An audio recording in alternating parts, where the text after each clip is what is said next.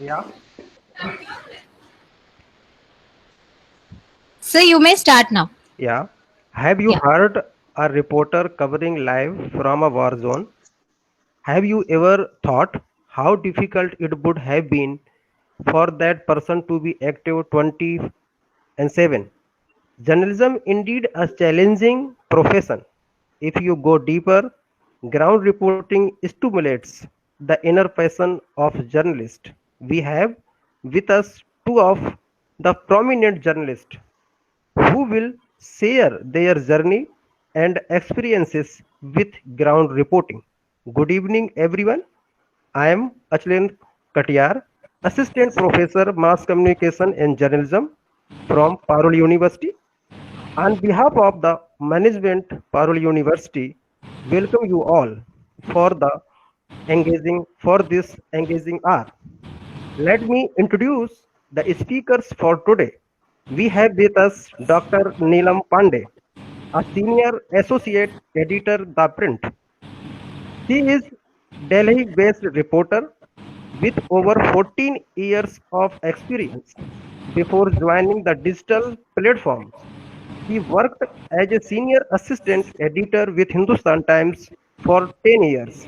She covers politics and policy apart from writing various social issues concentrating on women and children. She was recently awarded a PhD from Jamia Millia Islamia on feminist and Dalit publishing houses. She was part of the Economist newsroom in 2015. She was awarded Ramnath Goenka Prakash Kardale Memorial Award for Civic Journalism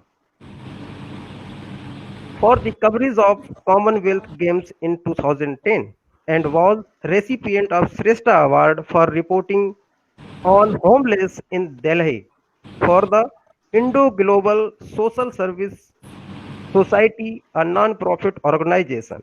We also have with us Faizan Haider, assistant editor, The Economic Times. Faizan Haider is a Delhi-based journalist having 15 years of experience. Currently working with India's leading business daily, Faizan has earlier worked with The Pioneer, Mail Today, and Hindustan Times. He has covered most talked about cases such as RC murder case, Nithari serial killing, Nirbhaya rape case, and also Delhi and Uttar Pradesh elections and Lok Sabha elections of 2009, 2014, and 2019. Mr. Haider created a storm in the parliament, and Prime Minister had to apologize following that story. So, sir, uh, Neelam ma'am, please introduce you. Go ahead. Hi everyone, I'm Dr. Neelam Pandey. I work with The Print, which is a digital platform, and before working with The Print, I was working for the Hindustan Times, a national daily, and I spent over 10 years there. Before joining Hindustan Times for a year and 2 months, I also worked with The Pioneer. That is where I started my journalism journey. Well, as far as today's topic is concerned and ground reportage, well, there are three, four things which I feel should be sacrosanct before you start, before you even think about getting into journalism, and before you start reporting. And for me, the most important part is that you should not rely on anyone else's information. You should make it imperative on your part that you go out and search for that information yourself. So right from covering civic issues, covering a lot of political stories. I was recently in Rajasthan where the political fiasco took place between the Congress and the Bharatiya Janata Party.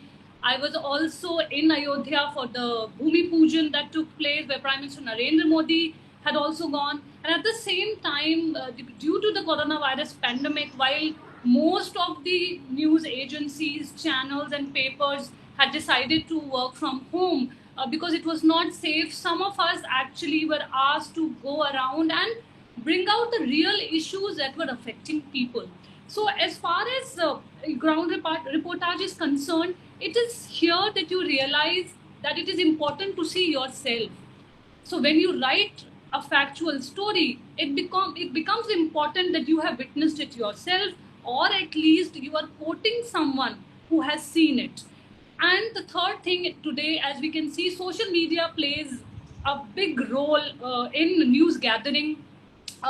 There are a number of politicians who, rather than giving TV interviews or speaking to the print journalists, they prefer to reach out to the audience themselves. Well, definitely, it's a very democratic way of reaching out to your primary audience.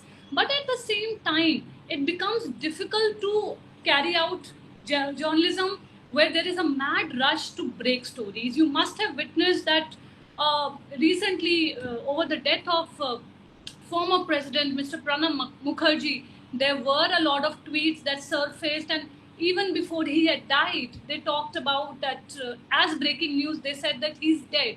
So I would say that wherever issues like these are involved, it is about life and death.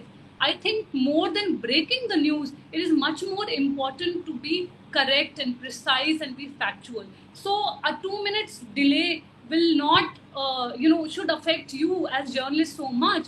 But if you report something which is incorrect, it will stay with you, and also the audience who they look up to you, they follow you, and in today's time we all have social media handles, and we are churning out stories and information day after day.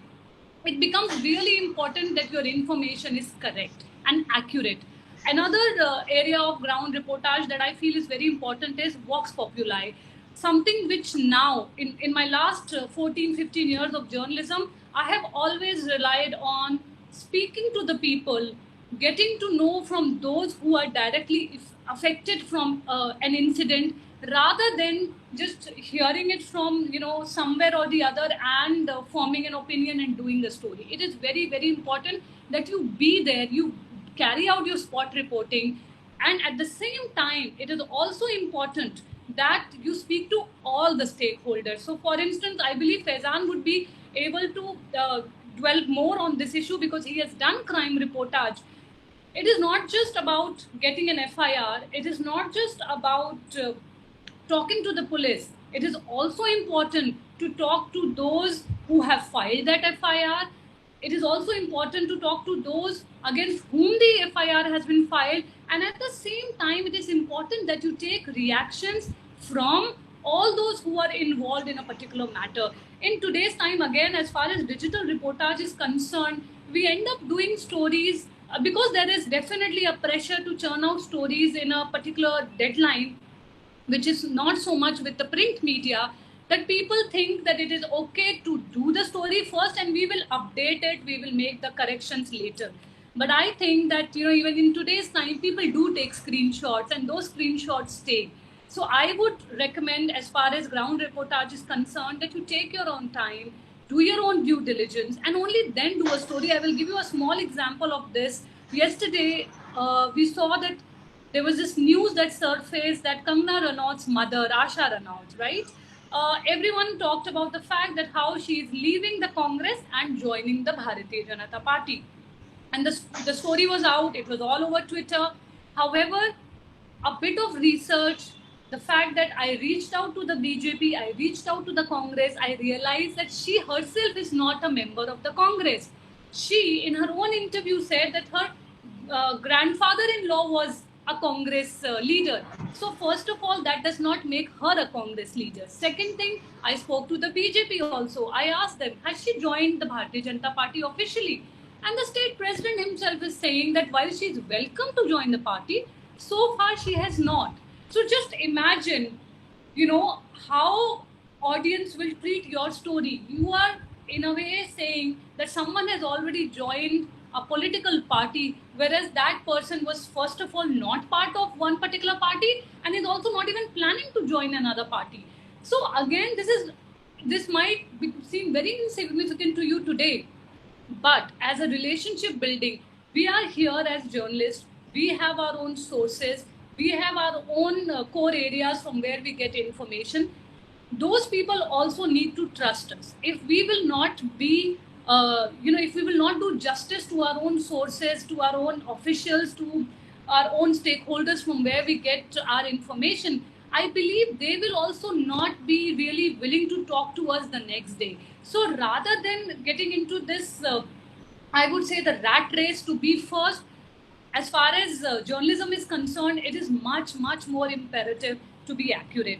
I will also just talk about two or three incidents of my recent visit. For instance, while I was doing a story on coronavirus pandemic, I visited Agra, and there I realized that one small child, his family alleged that he died because he could not get medical treatment. Now, if I wanted, I could have just done that story based on what the family is alleging. That, it is a case of gross negligence, and the family is saying that he did not get help. However, even my office said this, and I also felt that that story required for me to not only to reach out to the Agra administration, the DM, the CMO, the hospitals against whom the allegations were being made. So while my story got delayed for a day, but at the end of the day, the story that came out was so factually correct that it forced the National Commission for Child Rights to actually take note of that story, and the Agra administration was served a notice. So, as I said, it is very important that whatever a journalist says, the written word, the print word carries a lot of weight. So, it is very important to be responsible. If I would have done that story just on the mere allegations, and tomorrow I would have found out that the hospitals were not even involved, what would I have done? So again, in a normal scenario, we end up getting rejoinders. So rejoinders are the most dreaded for any journalist. We would not, in our career, would like to get any rejoinder at all. And why do we get rejoinders? Well, definitely, if the stories lack any facts, or if there is misinterpretation, or if they feel that the way someone should have been quoted has not been quoted in the right manner, then we end up getting a rejoinder. And I would say that as a journalist, your you should actually aim for writing something which should not leave any scope for anyone to question you. And even if they do, you should have your own sources intact. At the same time, many people feel these days they end up recording conversations.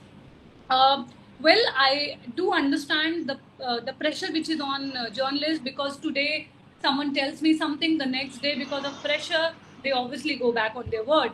But I would still say ethically it is not correct to record someone's conversation without informing them. And as a practice, what I do is I take their quotes, I write it down, just that particular quote, the 2 or 3 sentences. I call them again, it takes me 5-10 minutes more, and I ask them to check it and get back. So that at one level, it becomes a record that that person has seen my quote and accepted it. And at the same time, I also feel ethically correct that, I have not tried to do something which is not morally wrong, morally correct. So I feel I know a lot of people record conversations, but I would say that even if you want to record conversation, you should always inform the person in whom you are questioning. Another thing which the coronavirus pandemic sort of made me think about is the pressure we feel from our families. In April, in fact, by the end of April, I was asked to travel to Uttar Pradesh and Bihar, and that too at that time there were no air traffic was not allowed. I had to travel Bihar, which takes around 16-17 hours at least non-stop to reach. I had to travel by car. My family, some of them were not even in India. They were really, really concerned. So how do you cope with that? How do you cope with the pressure of ensuring that your family is also sort of not really scared about your well-being, and at the same time, how do you ensure that you do justice to your work? Well, as I said, you have to have a dialogue at both ends. You also have to ensure, as I did, I followed all safety protocols, whether it was gloves, whether it was masks. Wherever there was a huge gathering, I avoided it. I used to stand at a distance. Similar things happened in Rajasthan, where, as you must have seen, whenever the chief minister or any political leader is speaking, the TV crew always sort of surrounds them. I always used to be there, but at a distance. So I guess this is something that we have to learn. We have to report, but we have to ensure that we are safe and others are safe too. And as I said, Faizan will be able to dwell more on his experience too. But one thing that I would really want Faizan to talk about is the fact, how do we protect our sources? How do we ensure that because of pressure that is on us to sort of reveal our sources whenever a story becomes too controversial, how do we strike the right balance in ensuring that we protect our sources, but at the same time we also ensure that no one questions our factual reporting? Should I start? Yes. Thank you, Neelam. You summed it well for them. So I'll start with the things to remember when you go out to reporting. Once you all get a job, and if you choose to do the reporting, you should remember that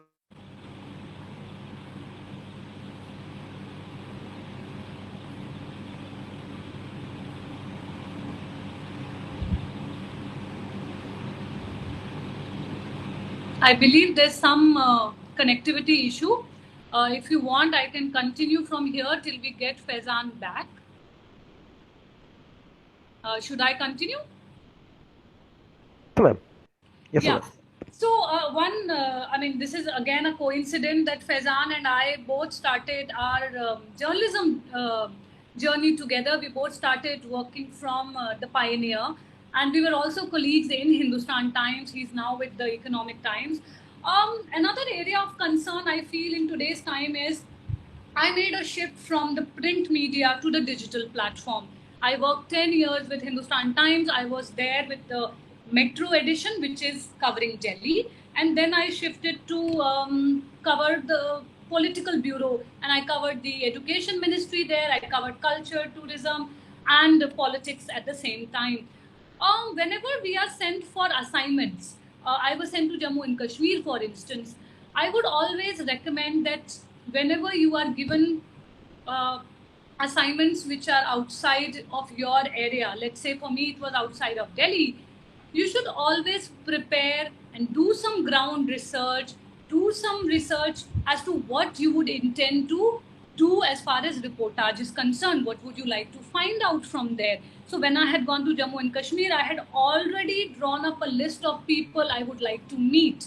Who is it? You know, what are their numbers? Try to arrange it beforehand so that when I reached Jammu and Kashmir, I mean, when I reached Jammu and Kashmir, I didn't have to waste my time trying to understand what are the stories that I should work on, whom should I contact, whom should I approach. I was able to utilize my energy covering the drug abuse, substance abuse that the children were facing. I was able to focus on the education sector. I met the director, I met the children. I also visited the schools that had been burned down by the militants. So it is quite important that whenever you are asked to go out for outstation assignments, that you do some sort of brainstorming. What is it that you want to achieve through that exercise? That is very important. Another area where I had gone before coronavirus pandemic took place was Madhya Pradesh. Well, Faizan is back. Let's hear from Faizan first, and I'm then really sorry there was a power cut, so yes. I got disconnected. So I was talking about things to remember while you go out reporting. So once you get a job, you will be assigned a beat. It could be crime, it could be health, it could be civic. I started as a crime reporter. Neelam started as a civic reporter. So one and the most important thing is to ask question and meet people. Meet as many people you can. You go out, meet them even if they don't want you to meet. Try to meet other official. If the senior officer is not ready to meet the junior one. Talk to them, sit with them. Just don't try to extract information from the day one. Get a repo built, and then you will get to know them, and then you can they will be comfortable to share information. So the most important thing is build the rapport and build the contact. So while Neelam was out for reporting during this pandemic, I'm working from home for the last 6 months. So how am I managing during that time without going out? It's because in the last 10, 15 years, I've maintained that contact who are confident in sharing information with me over the phone. Now, these days, everything is tracked. Everyone is scared. No one willing to talk on phone or on WhatsApp. But if you have a good contact, if you treat them as your friend, then they will be able to share the information with you. So once you start the reporting, just ensure that you make enough friends while doing the reporting. And she was talking about the reporting, how it is different from the if you don't go to the ground and if you do it from the office. So I will give you an example. I was covering a road accident, so I could have filed the story from the office saying that this 30-year-old or 40-year-old man has died, and by simply reporting the fact. I decided to go to the spot, check the facts, and there I got to know that this man was the only earning member of the family, and he has a 4-year-old kid, and there's no one to look after the family. So I reported from the human angle instead of just writing a plain copy that if a man has died. I reported that how his whole family is shattered. Next day, I got a call from a very reputed lawyer of Delhi, and he said he's willing to help the family. So that's how, as a journalist, you'll get a lot of satisfaction if someone is helping someone through you. So that's how you can connect people. I mean, that lawyer would have not known if had I reported the simple fact that this man has died. So next day, the family got the help. They were happy. I mean, happy in a sense that at least someone is looking after them. So that's why going to the field, collecting information, every information. If you think it's not enough, ask more questions, but ask sensitively. And it's also important if it's a case of death, you have to ask sensitive questions. You can't just ask direct questions. And we have covered a lot of such incidents. Ashlian ji talk about Nirvaya case. So I was a crime reporter, and I think Neelam was covering the civic beats. How we together decided to do stories on civic issues which are leading to the crime incident. So, for instance, if there are not enough buses, like the girl had boarded a private bus. Had there been a government bus, maybe the incident could have been avoided. So, how the public transport is the issue, how the street light functioning of a street light is the issue. So it's important to keep the street light open. So Neelam got the data that how many street lights in the city are not functional. So can you imagine in the capital city there are over 2,000, 3,000 dark areas. So it's important to get a colleague with you to share information, and I think she also talked about protecting your sources. So yesterday I got a call from local police that I have to come and give a statement and tell me the source of my story, which I had done 2 years ago in my previous organization. So I told the police person that see, whatever happened, I can't give you my source. I have to protect him, and no matter what. So he tried to threaten me that no court has asked this. So I told him that court will summon me and I will come, but I will not give it to you. So no matter what, you have to protect your sources. That's how they trust you. You have to maintain that trust. And rest, I think, when you go out and report, you will learn there as it is. I mean, but always ask the right question. So that once you start doing the reporting, you'll get to know what kind of questions to be asked. So, for instance, there was a sexual assault case in a long time back. So I called the DCP asking, is there a rape in your police station? He said no, there wasn't any. So at that time, a question was wrong. It was a case of sexual assault, not rape. It was not exactly rape. It was a molestation. So he conveniently ignored the question, ignored the details, and said no. I gathered information from other sources, and I called him again. I said, sir, it was a molestation. He said, yes, it was a molestation, not rape, sir. You should have told me. So he said, no, you didn't ask me. You said, was there rape? I said, no. So it's important to get information and ask the right question. If you ask the right question, you will get the right answer. You will manage to write it the way your readers want to read. You have to give all the information to the reader. And it's also important to write properly, because I mean reader engagement is very important. If after reading one or two line the reader is feeling that no, he's not giving me enough information, he will turn to different page, he will turn to sports page, he will turn to page 3. So it's important to keep the reader engaged and reveal information one by one. Every para should have one new information. It should not be repetitive. If you have written that someone has died, you will not repeat it in the second para or the third para. That information you have already given. So that's how we are different from TV. So she talked about pressure from relative. I had a different pressure from relative. They keep on asking me, when will we see you on TV? Because it's a glamour. For many of them, it's a glamour. But for us, I mean, in print, we get time to meet people, to sit with them. In TV, you will never get that time. You go there, meet the people, ask question, and come back. While we will sit with them, we'll have a tea, we'll build a rapport with them. So, so if we go to them after 5 years, they will remember us. But they may not remember the TV people, because he has just come to take a bite and he went away. So it's that's how print. That's why print is important. You have to give time. You have to give time to story. The more time you give, the more balanced and more accurate it will be. Uh, And I have a question to Neelam ma'am. yeah, In the Yes. pandemic time that we are living, how has the life of a ground reporter changed? Well, there has been a lot of changes. To begin with, I mean, as far as the digital platform is concerned, Faizan was talking about the print platform. Well, for digital, we are doing both what the print is doing as well as television. So we are doing videos, we are doing podcasts, we are doing interviews. At the same time, we are writing also. So we are, as a digital platform, are doing both the things together. So the pressure is there. At the same time, um, I mean, the ease at which we used to meet people, the ease at which people used to meet us has obviously changed. There are concerns. There are times we ask political people or policy, I mean, officials, they are a little reluctant in meeting. And I think this is where our own, the way we have reported so far, the kind of sources we have developed, the kind of relationships we have built, that really comes handy. I always say that whenever you want to reach out to people, for instance, I always used to send a message on text message and then make a call. I often see that people think that they can directly call on someone's mobile phone. I would never recommend that. When you're trying to reach out to senior people, best option would be to either contact their secretaries, to send text messages, and then have an appointment.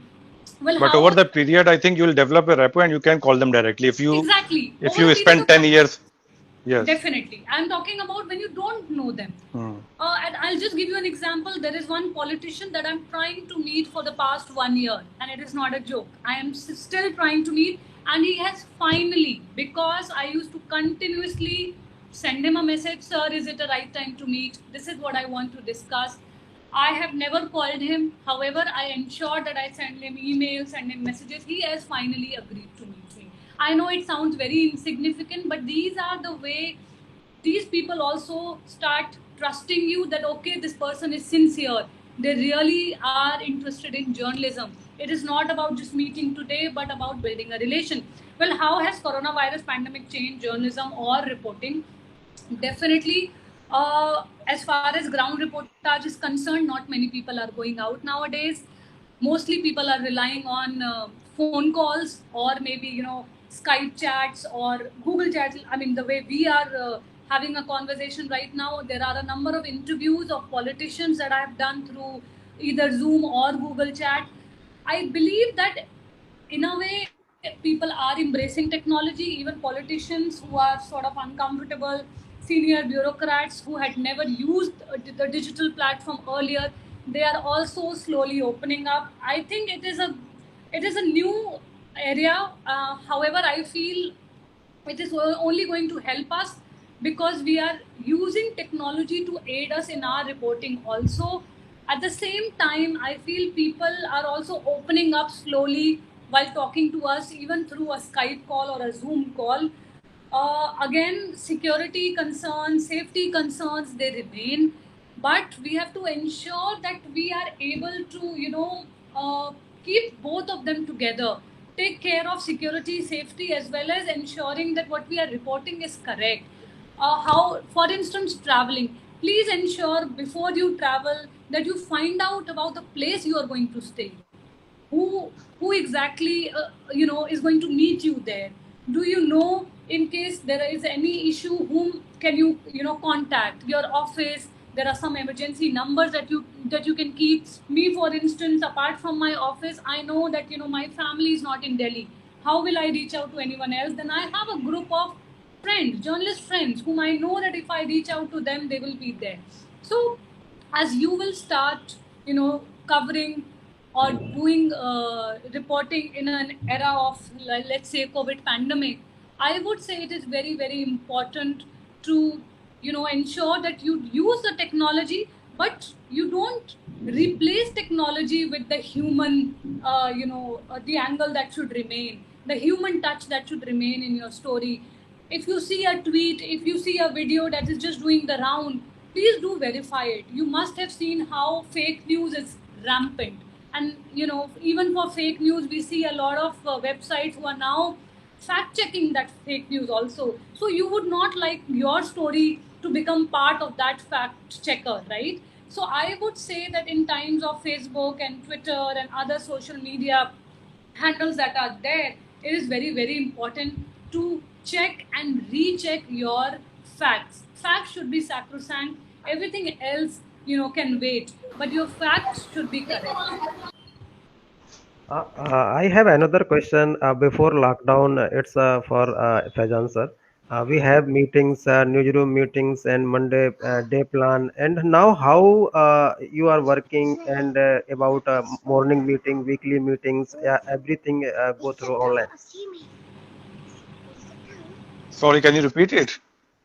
Uh, I'm asking ki before lockdown we have morning meetings and Yes, yes. a proper schedule. Hmm. Now, right now we don't have this, and so how you are managing your work from home? I mean, it all happens on phone, as Neelam mentioned, that on Zoom or through WhatsApp call and everything. I mean, meetings are irrelevant. You can do without meetings. So all you need to do once you wake up, you should know that who are your main contacts.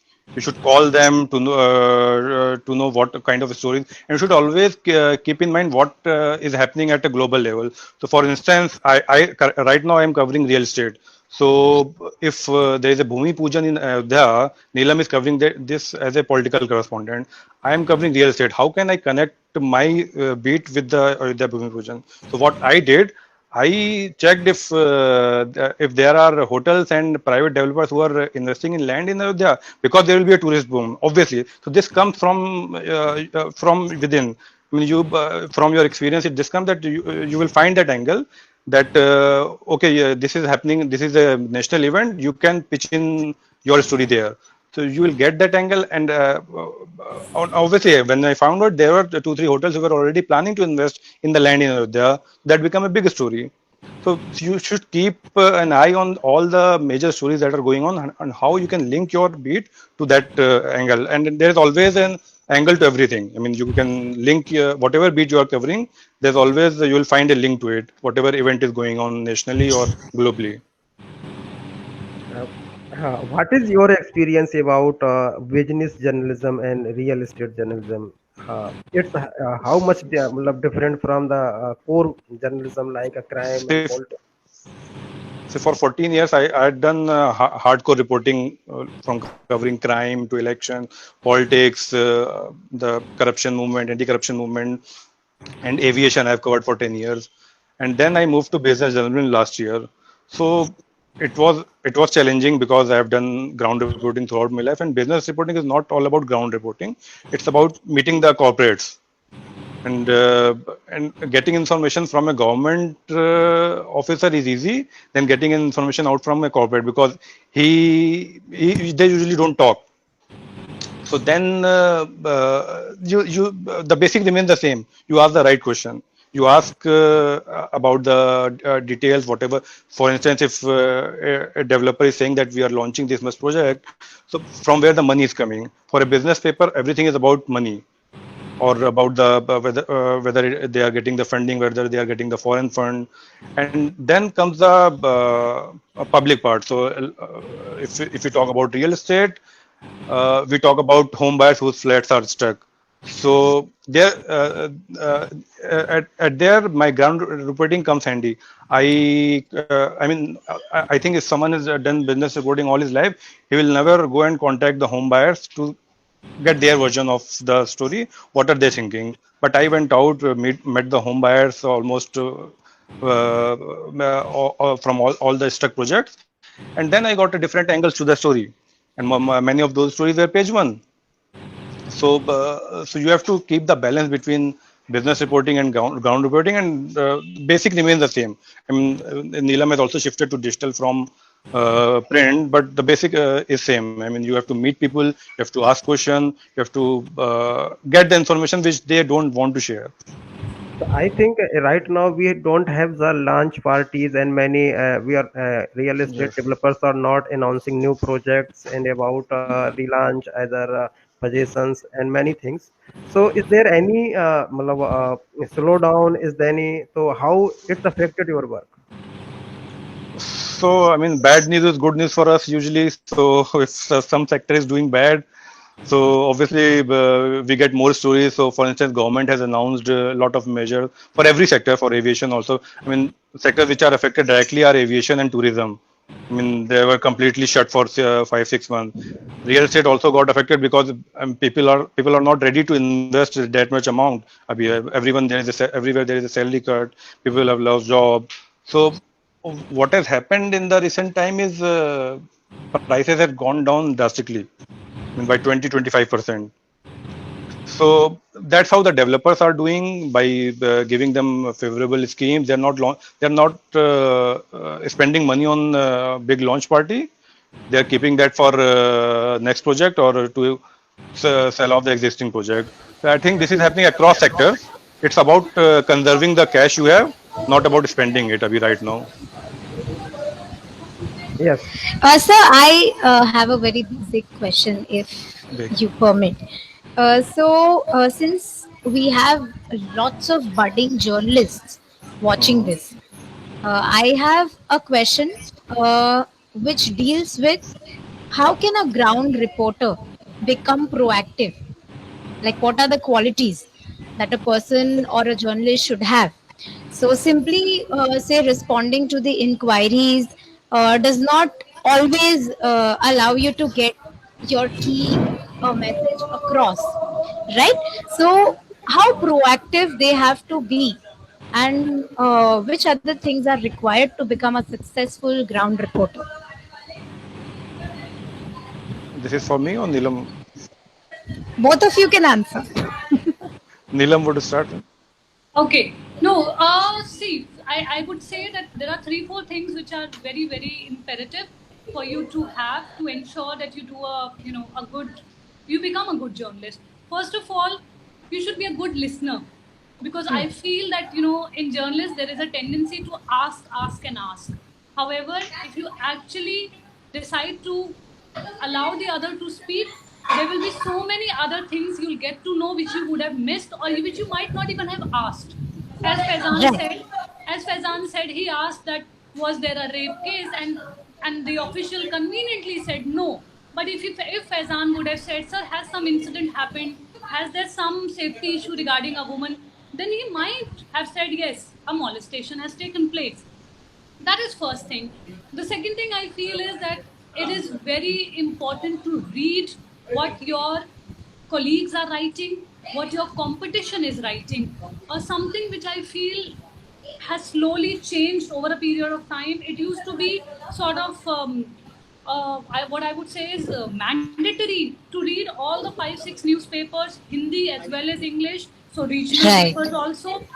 And for instance, an incident has taken place, you might have missed it, someone else might have done it. If you will read the entire piece, you will find one or two important aspects that you can make into a complete story Right, right, right. if you really get into it, if you really try to find out what is happening. I will give one small example. Yesterday, there was a story that BJP's foreign head cell Chothaiwala, he had written a letter to BJP, which is functioning in the US as off BJP. It's called off BJP. When I read the entire story, I realized in just one sentence it was written that BJP has also officially decided to register that organization in the US. So I Right. feel as a journalist that is a much significant thing that has taken place. It was buried deep, just one sentence. I used that information. I called the person again and I said, "Sir, can I get more information on this aspect? Are you doing something similar in the UK? Are you doing something similar in Africa? I mean, whichever country." So I feel it is very important to read stories. It is not just So it's about like you're culling out a story from a story, From a exactly, right? and story. it Yeah, happens all the time. And right. for instance, if Delhi government has announced SOPs for water or for power, you might see that there might be one line which is saying that it is not applicable for, let's say, those who already have this scheme in place. So that becomes an area which you can write about, which no one is talking about. So that is Right. another thing. That is the second thing. Third thing, I would say, for a journalist, it is very important that you record. I mean, whenever you go out for your assignments, please record whatever the other person says. Always quote that person properly. Do not assume that this is what the other person meant, right? It is very important because in today's time, what you are trying to say as a positive thing may turn out and become a negative for the person who has conveyed it to you. So it is very Right. important that you write the quote the way it was given, even if it has grammatical errors. You point out that this has grammatical error. However, this is exactly what the person stated. The fourth thing Right. that I would say is always meet your deadline. Your story will have no value if, rather than be appearing in the morning, if it is coming in the evening. It would have no value if you don't do it when you are asked to do it. Everything has a shelf life.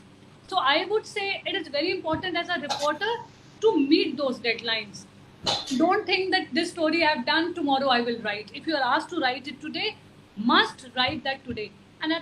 And the last thing that I would say, something again which we have stopped doing, always make a rough draft of your stories and then work upon it, improve it, Right. Right. make a better intro. And I think it is very important that if you have done your ground reportage well, you have got all the voices, it is very important that once you write it, someone should be compelled to read it, compelled to Right. read it completely. So I would say these are the things as a ground reporter. If you do these things, I would say that you will do very well. Right. Okay, those were No, I amazing would. insights. Faizan sir, yes, would you like to Yes. add something? So, yes, I would like to add that you can be proactive while working from home also. You don't need to be on ground because I'm working from home. So, how Okay. can you be proactive while working from home? So, I read all the newspapers, most of them. So, not just read the story, read the tender ads. So, my biggest story usually comes from the tender which has government published in a newspaper. Last Right. week, railway has just give a small advertisement, just very small, which I managed to notice it, and it was about how they are redeveloping the oldest station of Mumbai, railway station of Mumbai, and they are investing this much amount. So this become a bigger story, news story for me. So I am proactive while reading the tender ad also. So I mean, this happens all the time. You if you keep on reading those ads on the newspaper, you will get a story out of it. So another example of this is for the last few months, I have been noticing that a lot of state governments are advertising to monetize land. They were advertising for companies to come up and set up a warehousing facility. So this is happening. Gujarat, I saw an ad by Gujarat government and an ad by Uttarakhand government and ad by southern state. So I noticed a trend. I called up the few of my contacts. They said that state governments are running short of funds because of COVID. They have not been able to collect money from the taxes. So they are trying to monetize the land. Then I did a story most of the states and how this is the biggest land monetization exercise which state governments have taken ever. This become a page one story. where have this come? This has come from the tender side, which I've been Tender. noticing for the last 1 month. So same thing. You just not read the news. Also read the advertisement which are coming. You may. This Sunday I had done a story which came on page one anchor. I've been noticing a lot of ad of farmhouses in Delhi. A lot of farmhouses are on sale. So it came as page one anchor. So I checked with the brokers. They said कि now who have money, they don't want to live in a bungalow. They want to move to farmhouse because it has open spaces. And because of COVID, they have lived in a house for so long. They can, if they have that much amount, they will live in a farmhouse where they have their own swimming pool. They will have their own garden, which they don't get in a gated society. So again, I got the story from the advertisement in the newspaper. So you Right. have to keep reading the ads, everything, and then you get a story idea also. While going on field also, when I was covering public transport, I used to travel in metro and bus, and then you get to know what problem the commuters are facing, Right. and you report Right. about that. So that's for me, being proactive also means that you have to notice everything around you, have nose for Oh, news. Okay. right. Can I ask a question, Gopi ma'am? Yes, yes. How does a ground reporter maintain his her personal behavior, like being sensitive along with ethics of the organizations?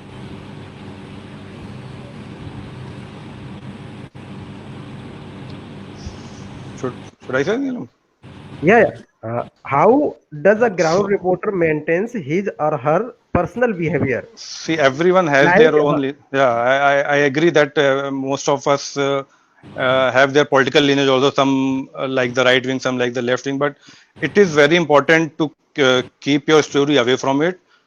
Whatever you are reporting, just keep your personal things aside. Even if you are reporting a crime story, you get sensitive, too much sensitive after seeing the dead body or after seeing, after witnessing a Violence. crime. So it's natural, but you have to keep your calm and write a balanced story. So sometimes there is a false accusation also. You can't just say. You have to use the word allegedly. I think yesterday there was this incident of two boys getting acquitted after being accused by girls of misbehavior. So In Rohtak. it ruined their career in Rohtak. It ruined their career. But as a reporter, you have to be objective. You can't do media trial. Even if you are feeling for it, you don't mention it in your story. Keep the writing away from what you are feeling. You write the fact. You just focus on fact, and you'll keep your personal emotion away from it. Neelam would like to add more, I Just think. no, just to add to that, I mean, in terms of behavior, I also feel that as a journalist, this is a quality. If you don't have, you should definitely try and sort of use in your reportage. Be sensitive. I feel that people who come to you with complaints. It used to happen with me all the time in Hindustan Times because I was covering stories which was related to people, whether it was parking lots, whether it was water, whether it was power, whether it was parking. Uh, Issues that they were facing in their own colonies or senior citizens. I feel there are times that this might not actually convert into a story. And we know it beforehand that what these people are telling us, it's immaterial, it is insignificant. But I would still say be calm, be sensitive, allow that person to speak to them with a sense of sensitivity which they would expect from a reporter. And I would say that you might not get something at that particular moment, but it will help you build your contact with that person. It will also help you understand what generally people are going through, and when maybe you will do some other piece on overall situation in, let's say, Delhi, you will be able to somehow bring that aspect while writing it down. The second thing that I feel is why I am really emphasizing on sensitivity is because we have covered bomb blast, we have covered accidents, violence on the streets, we have even covered riots. I mean, recently Delhi Delhi. witnessed riots, right? I mean something that was unheard of. So I would say if you are not sensitive, if if people think you're being crude, they would really not want to speak to you. So even if you want to understand why someone has died, how it has happened, I would say, and this is something that I've actually done when Delhi blast took place during the Batla House time. I actually went to the hospital and I realized, people were crying. So I just went and sat next to them and I just heard what they were saying rather than asking them anything. So I would say that this also helps in reporting. You should allow people to be. Sorry? No, no. Okay, I thought someone There was was a asking. background noise. Okay, so I'm saying so that for me is very important. At the same time, your personal behavior, as Faizan said, social media has given us some sort of freedom which we didn't have before. You can really voice your opinion, your thoughts, whatever you are feeling. There are people who are also very abusive. There are trolls that you are trying to deal with as a protocol, as something that I believe in strongly. I don't react to trolls. They can say whatever they want to say. I feel the moment you start engaging with them, it takes an ugly turn. However, having said that, I also feel that if people are genuinely asking you something related to your story, it is important that you answer them, because there has to have a dialogue between journalism and people. It is a two-way street. You also learn from what they have to say. My DM is open on Twitter. Why? Because I feel if people want to reach out to me, they want to tell me something, they want to give a tip off, there are some concerns. And during the coronavirus pandemic, I actually realized there were a lot of people, a lot of students who reached out to me saying that, they were finding it difficult to reach their JE or NEET center because, their area was flooded. And I actually took that information and shared it with the HRD ministry. And they said, we will reach out to them. We will ensure they are able to, they are given transportation. So I feel that your conduct is very important. You should be friendly. You should be obviously, you should have an eye for detail, but at the same time, be sensitive in your approach, because the usual criticism that journalism is facing these days is that people are very crude. They are not sensitive. They just want their story. They just want their information. They are not concerned about people. Yes, So I yes, would, yes. To that, I'll add yes. something. So I had seen the story on social media a few days back. It was done by a well-renowned web portal. I would not want to name them. So there was a journalist. He was wearing a PPE kit. He entered the crematorium in Delhi, somewhere, I don't know where exactly, and he was interviewing the patient. I mean, not the patient. He was interviewing someone who just had lost his dear one. Okay, that how do you feel about this? He passed away due to corona. So these are the concerns which we have to be sensitive about. I mean, you cannot simply post a story standing in a crematorium and you're asking someone who is already suffering from something that how are you feeling about this event. So yeah, this was just a finding and I was shocked to see that story. So No, that's you're why people have started kind of commenting things like these on media. Yes. No, no, this is very true, because I've shared some pictures with Achlendra also. Whenever you go out for ground reportage, be part of the crowd. Hmm. Don't try to act as if you are the official who has come, or you are a journalist who will make all the changes. You are just like them. So you should be, you should allow those people to be. Like, for instance, the person you can see in the green mask is the person who used to cook for us in Bihar at the time Right. when, nothing was available. We were completely relying on him. So for me, it is Right. very important that I give him the kind of respect he deserves. And Right. Right. as a person who helped us in Bihar, today he has become a source. When Bihar elections are there, he, frequently calls me and tells me this is what is happening in Bihar. So I would say that, as I said, relationships are more important. Doesn't Right. matter whom you are talking to. Hmm. Allow that relationship to be built, to build, and allow that relationship to be strengthened over a period of time. I've shared a few other photographs about Ayodhya. This is in UP. I used to talk to the people, the migrants, and you can see I am very much part of them. I am not trying to Yes. take one person separately and then interviewing them. And they used to appreciate the fact that, I am right there talking to all of them, trying to understand what they are going through. But you can say, I am still wearing my mask. They are not. So these are the things that you have to ensure that be safe, take all precaution, but try and be sensitive. Try at least to give them this impression that you want to know what is happening. And these are all the pictures of my reportage during the coronavirus time. And these are the villages that I traveled to in Uttar Pradesh, where I was trying to understand the digital divide, which is impacting the rural area much more because they do not have smartphones, they do not have the internet Yeah. connectivity. So how do they ensure? I mean, for instance, I went to a village, I had not eaten for a day, they offered me food and I had it. So again, I'm saying, Right. don't think that you should, you should think about, no, I cannot eat here, this is not safe. I believe, I mean, these again, you're being sensitive, you're also respecting their Yes. emotions. So as a person, bring out your personal traits. These are photographs from Madhya Pradesh before the lockdown happened. You can see the crowd which is there. I ensured I stayed away, but I definitely took pictures because this is what journalism is all about. Be safe, take all precaution, but don't forget to report. So do your reportage. Right. That is very, very important. Yes. Right. You talked about going to crematorium. I mean, we have been to crematorium, mortuary. Yes. When there was a time when every day we used to be in mortuary because some other crime has happened, someone has died.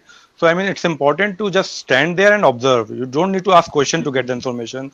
Just stand Exactly. there, I observe was the shocked. family. I was shocked when I saw that reporter asking the one who is already suffering so much, the one who Yes, has you lost his never do dear that. one. Never You do that. cannot go there and ask that Yes. person that, how are you feeling about it. I mean, I mean, that's I've been to prayer meetings also. Just go and sit there. right. I mean, they will say automatically. I mean, someone who is grieving, they will say it. What is bothering you? So you don't need to Right. ask the question. I mean, it will come out automatically. And if you have to ask, Right. see if there is any relative, the distant relative who is willing to speak. Just ensure that you are not forcing yourself. So that's what you need to follow the basic protocol. At least when someone is died. So I would like to say thanks to both of you for nice discussion, Thank you. and I would like to thank to management of the Parul University to have given us this platform for organizing this wonderful webinar. And I am also grateful for the technical help from DE Cell, Event Cell, Virjesh sir, and Jiten sir, especially Professor Dr. Ananya Mehta, Dean of the Faculty of Arts, for giving us this opportunity. And once again, I thanks to Gopi ma'am, be with us. Okay, and Thank you it so was a nice discussion. So Thank thanks you. to both of you. Thank And you. once Thank you. जब campus खुलेगा तो we will invite to you Sure, for sure, we will physical come. Yes, classes. yes. Definitely. We will be Yeah, happy to pleasure. come. Yeah. Yes. Please come here. We have amazing bunch of students. You can have conversation with them. I'm sure they will be amazing journalists. Will Yes. become. And we Let's hope what we hope. talked about today will help them some way in, Surely. preparing for their reporting Don't job. rush for glamour. Right. Yes. Don't rush your glamour. Yes, right. Thank you. So thank you so much for being there. It Okay. was a pleasure having you. And thank you, Achleen, for inviting us. It's pleasure. Thank you, Aslin. Bye. Okay. Bye bye. Okay. Yes.